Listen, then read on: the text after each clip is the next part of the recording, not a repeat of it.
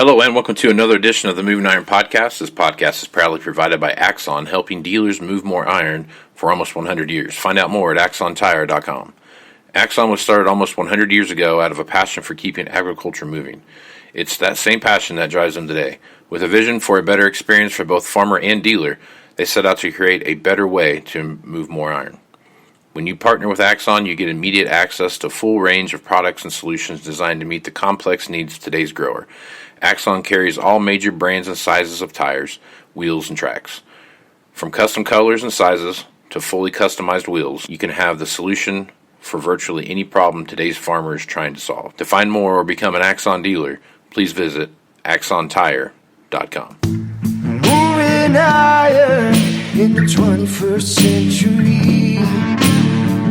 Hard-working people working hard for you and me. Moving iron, time and time again. Through the years you'll find us here. Moving iron. Hello and welcome to Moving Iron Podcast Markets with Chip Nellinger. This edition of the Moving Iron Podcast is brought to you by Axon Tire, helping dealers move more iron for almost 100 years. For more information, check out axontire.com for more information. Also, TractorZoom, if you're looking for a great place to see what's going on in the auction market, check out TractorZoom's Iron Comps, and you'll get all the latest information about what's happening in the auction marketplace.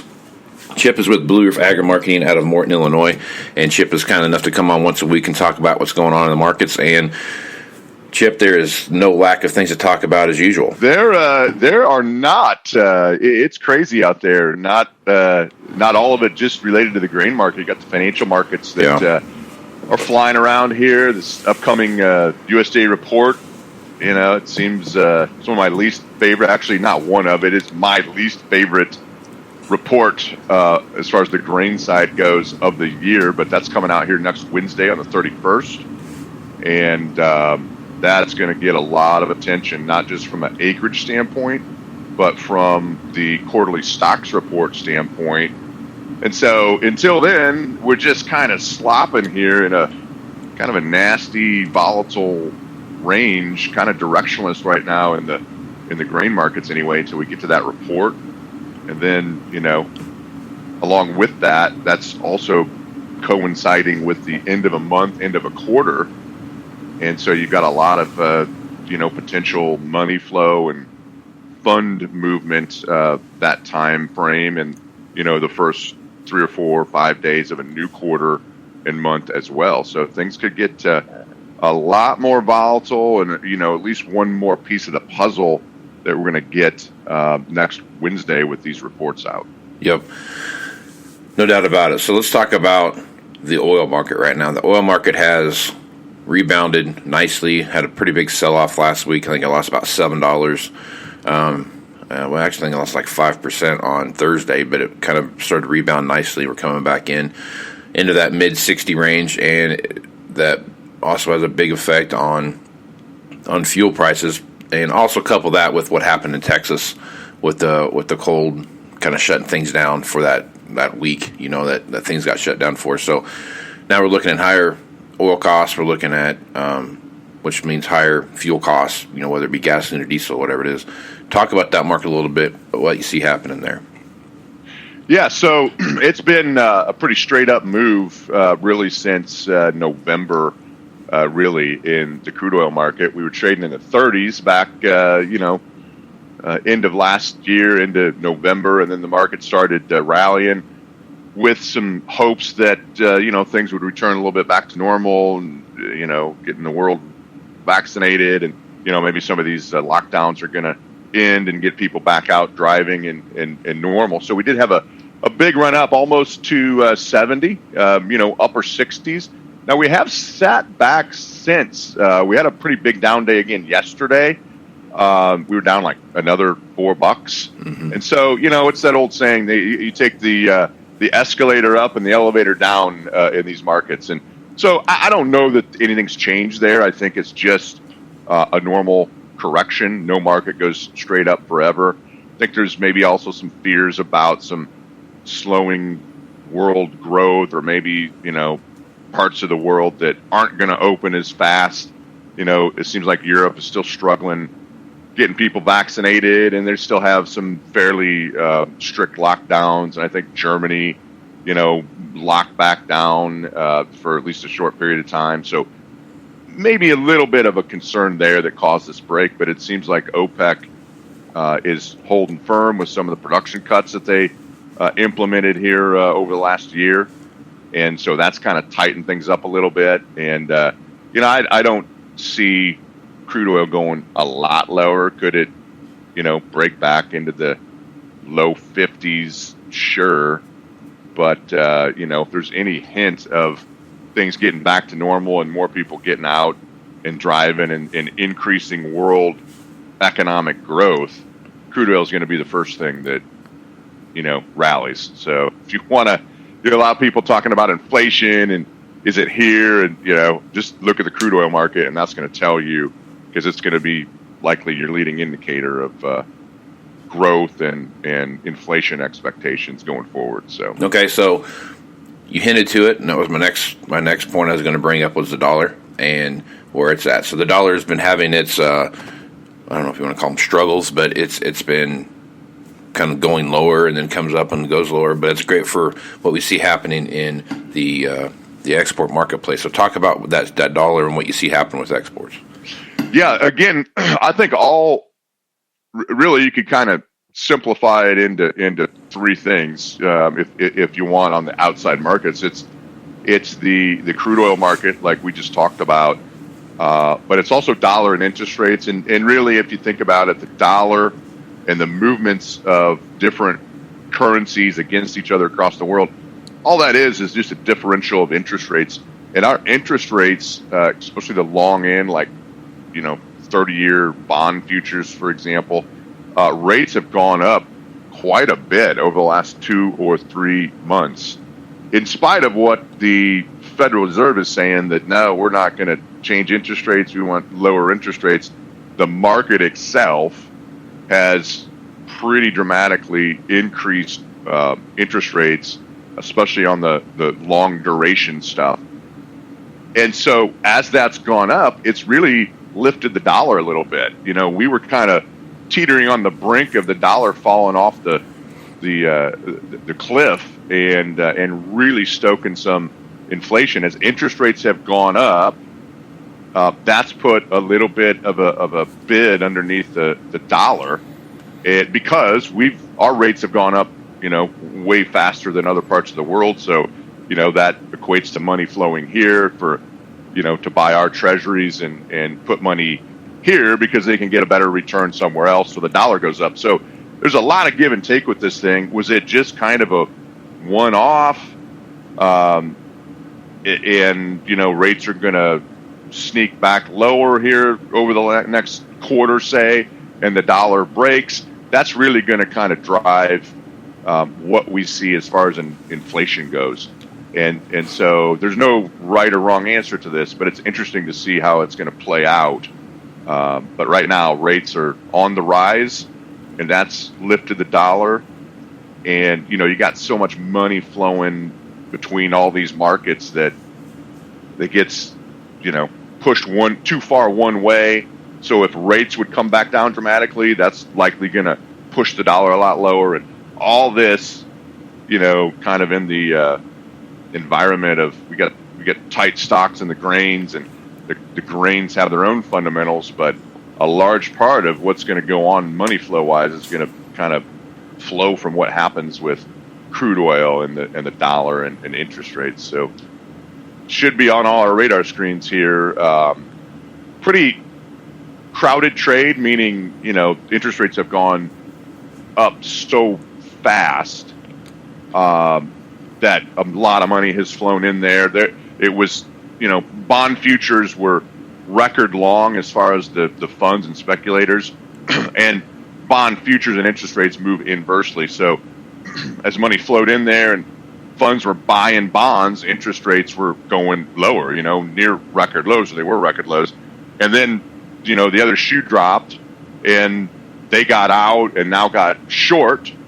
I don't know about a record amount, but a big amount. And that, as bond prices went down, that shot or I should say, as bond prices went down, as speculators got short and got out of their longs, that jacked the rates up. So, you're probably stretching that to an extreme. And, maybe the next leg of this is that you ease rates back, drop the dollar. If that happens to coincide with some friendly news, whether that's, acreage or stocks report, or it's getting a little dry for some of the second crop, Brazil corn growing areas, you throw some fresh bullish fundamental news in its own right on the grain markets in conjunction with, maybe a next phase that would have the dollar dropping and interest rates creeping back lower, and that could be explosive to our grain prices. So this thing is about to, it seems like we've just kind of slopped around in a, 30, 40 cent range in corn here, and a 60, 80 cent range in beans for going on 3 months now. Yeah. But this thing's going to take on a different tone, I think, as you turn the calendar here, get these reports out of the way next week, and kind of see how spring weather is going to shape up, and then what some of these outside financial markets do. It's going to be a scary time, I think, over the next 6 to 9 months. Large volatility coming our way, man. Huge swings, I think, are going to be in our forecast here before too long. Especially when you start looking at things like wheat, for example, right? So the wheat market is cautiously watching this winter kill event that we saw here with that stuff, and they're anxiously waiting to see what happens there. And I think the first hint of anything that could be out of the norm with the wheat crop come April-May timeframe, I mean, I think you could see wheat take off and see some, those Minneapolis wheat prices of $25 here before too long. I mean, they're just, it's like they're vultures circling the air waiting to see what happens here, and it's just like a powder keg waiting to go off. Yeah, and with the stock market doing what it's done over the last 10 years, that's kind of created at least some paper profits and a lot of wealth. There's a lot of money flowing out there, and obviously we've, had several multi-trillion-dollar stimulus packages here over the last few months. So there's a lot of money out there, and it flows fast. And so it's just looking for a return. These people don't care that are running these funds. People pay them to earn money and make a return. They don't care what it is: coffee, sugar, cocoa, wheat, corn. If it trades, they don't know anything about it. Some of these people are in London or New York, Chicago, might not know.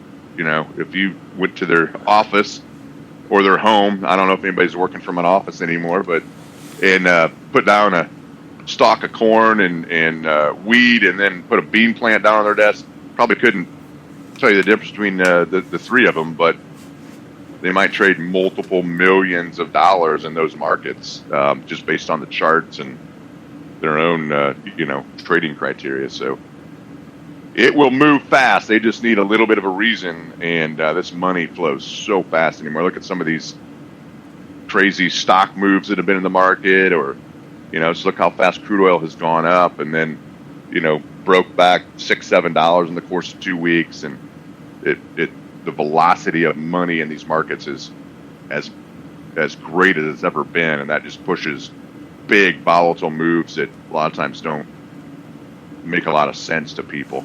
Yep. Yeah, I know what you mean. All right, let's talk about ethanol for a real quick minute here. Over the last 30 to 60 days, China has actually come in and bought several containers of refined ethanol and shipped it back to China. What's your thoughts with that, and where do you see that ethanol market going now that we see the price of oil getting so much higher than we've seen it over the past 2 or 3 years? Yeah, so exactly. It goes back to crude oil. If it can kind of hold longer term here in the upper 50s and spend some time like it has, north of 60, close to 70, that has kind of breathed some profitability in the renewable fuels industry, ethanol, and even biodiesel. So soy oil plays into this as well. You've recently, I think, not yet. Yeah, I mean, I think it was yesterday and Monday pushed soy oil into 9-year highs, and So that all kind of goes into this energy sector, and the ethanol side, we're starting to see some better profitability there. Stocks shrinking back a little bit, and this is even ahead of what people hope is at least a more normal type summer, with getting people vaccinated and a little more confidence in people leaving their house and driving more. So we haven't even seen the key, demand period. So ethanol has kind of been a decent, profitability stage. You mentioned China has been taking some ethanol. I think there's some rumors they've even taken some DDGs. So that's firmed up those markets and helped put a little margin back in ethanol. And then you got the biodiesel side here with soy oil doing what it's doing and crude oil doing what it has. It's really put some profitability on the biodiesel side because of high soy oil prices, and the soybean crush has profitability now at a time where we really need to be rationing demand of beans. There's not many beans left out there in the United States anyway. It's from an old crop perspective.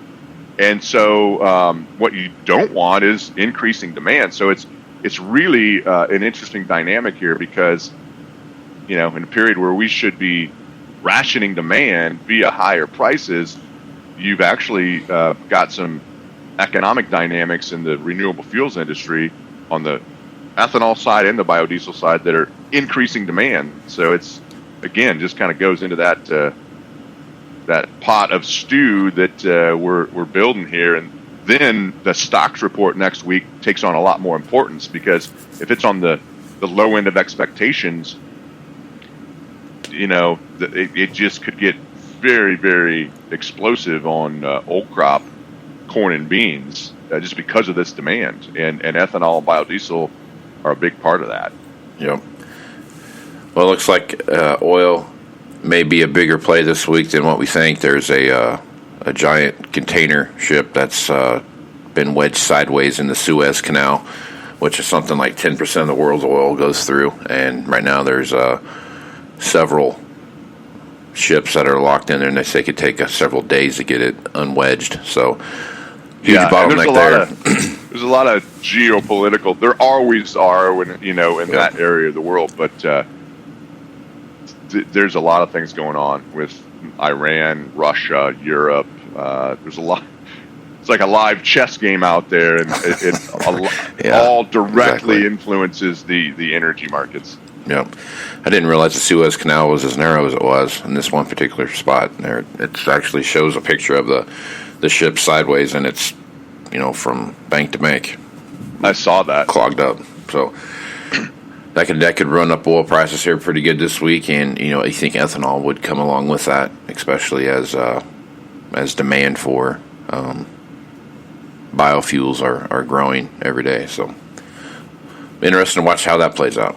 Supposed to be some decisions coming as well from the EPA, as far as the blenders credits and the small refinery stuff. So yeah, saw that. There's a lot of hope and optimism out there that this and I'm not sure of his name, that whoever's in charge of the EPA now is going to be a little more friendly towards ag than what you've seen in the past. And so you throw that in the mix, if you get some policies where they're actually going to enforce the law, which would be a novel thing here. Yeah, is somebody actually enforcing a law that could be in its own right something that's friendly to our ag markets. Yep, if they'd start doing that. All right, so we're headed into grilling season. It's not too far away, right around the corner. So you got the beef price and the hog and pork prices that we see out there. Hogs kind of had a bit of a fall yesterday, but it seems like the beef price is kind of hanging in there. So talk about those two markets that we see happening there. Yeah, pork, is the shining star here in this thing, and you've had kind of a perfect storm converge on the pork side. Chinese demand has been pretty unprecedented and pretty widely publicized, but they have their own issues here. The ASF issue did not go away for them. And then we have our own health issues here with PRRS. really rearing its head pretty ugly out there from what I'm talking, to producers.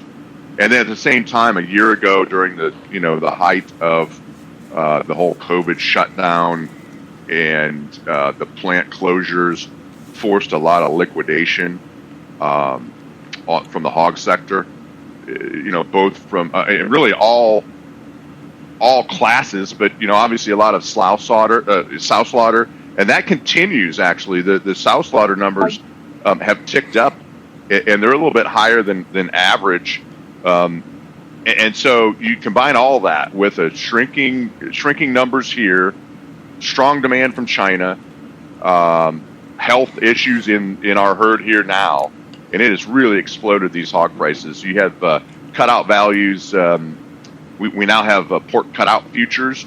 They're gaining traction. They're only several months on the board now, but you have them well over $100. In fact, the April contract is knocking on the door of 106. For sitting here in March, you have front month April hog futures $96.50. Unprecedented. So it's not inconceivable that you could put new all-time highs in hogs by a large margin here with continuing Chinese demand. And again, all this in the backdrop of we're not even fully open and not even into the main part of the demand season yet. So it's a little scary out there on the pork side. The beef side is finally turned the corner a little bit, hopefully. Been a little stagnant. You have seen China be a good buyer of U.S. beef as well, very quietly, not to the extent of pork, but they're in there almost every week buying U.S. Beef. I think our domestic demand is holding its own. We've had a lot of numbers, and we've been feeding these cattle pretty heavy, and that's maybe slowly turning the corner. Obviously, we had our, blizzard and cold weather and polar vortex issues out there, and that probably took some weight off of some of these cattle. But you finally, just in the last couple of days, starting to see the beef market turn a little bit. It's maybe a little bit early, but right on time. It couldn't have come at a better time because we've really been struggling with the cash market in cattle. We've been stuck at 114 for 7 weeks in a row, and I think maybe, fingers crossed, you're about to turn the corner a little bit with the beef market, heading higher, and maybe we can get these cash cattle trading higher as well. I had a good day yesterday with the April, kind of stuck here at 119 because it's got a big, premium to where the cash market is at 114. But the June and August market finally caught a little bit of life and started rallying again. So maybe this, uptick in beef prices this week, maybe signaling that we can see a little bit better performance here into the second and third quarter. For sure, the second quarter, but that would be a welcome sign to cattle feedlots out there because they've just been stuck at a 114 number for 7 weeks in a row now, I believe. Yeah. Well, it looks like there's a new outbreak of African swine fever over in China. They've got a new deal they're trying to keep under control, and I know this is going to shock everyone, but after a month-long investigation, they have found statistical fraud in China's agriculture ministry last year. So I know that's shocking, but it's wow. That is breaking news. I know that's just blowing everybody out of the water here, but the Ministry of Misinformation. Yeah, it's. I was reading this article. I'm like, why is that even in here? That's everyone knows that's not right. So yeah, quite a head scratcher. Shocker. All right. Well, good stuff as usual, Chip. Folks want to reach out to you, get more information about what's going on in the markets, or just how to get that plan started and get a little help with that plan. What's the best way to get hold of you at Blue Reef Agri Marketing? Yeah, the best way is just call our office, 309-550-7213. We would love to talk to you. It's going to become a challenging spring and summer here. I really believe that it's going to be a wild ride in the grain and livestock markets here over the next several months, if not longer. And not all of it good. I mean, higher prices are great, but we've got higher costs coming. We've got potential for unprecedented volatility. So it's going to be a bumpy ride here going forward. That's for sure. Higher prices bring as many challenges as lower prices do. So it's just a different battle. Exactly. Right on.